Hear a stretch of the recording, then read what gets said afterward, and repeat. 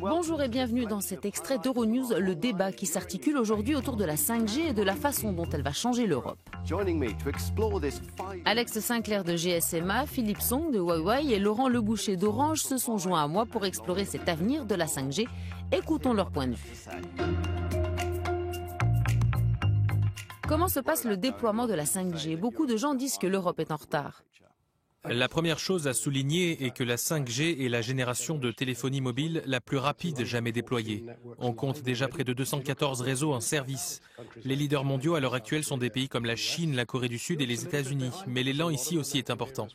Quels arguments peuvent convaincre les consommateurs? Pourquoi auraient-ils besoin de passer à la 5G? Il y aura un nouveau point de croissance pour le marché grand public de la 5G. Ici en Europe, en Grèce, un opérateur a déjà lancé un nouveau jeu de basketball et des services de streaming en direct. Il peut offrir la 5G Freeview et donc permettre aux téléspectateurs un visionnage et une expérience interactive. Par exemple, nous expérimentons comment permettre à un utilisateur de zoomer sur un joueur lors d'un match dans un stade et d'obtenir des informations sur ce joueur.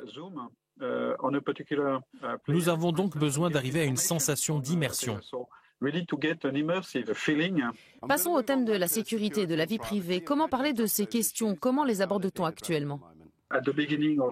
Au début de la 5G, la sécurité était vraiment au cœur de la spécification. Il existe un cryptage sur tout le chemin entre l'appareil et le réseau.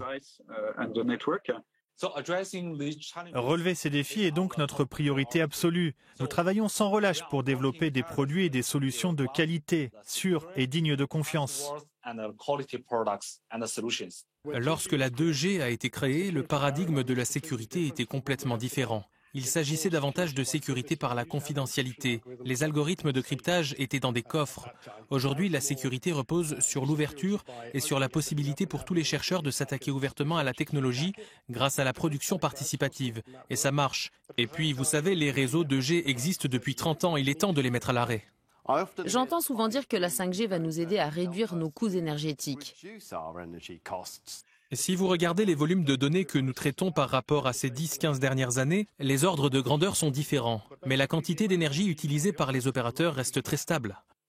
Les réseaux 5G sont donc environ 10 fois plus efficaces sur le plan énergétique que le réseau 4G.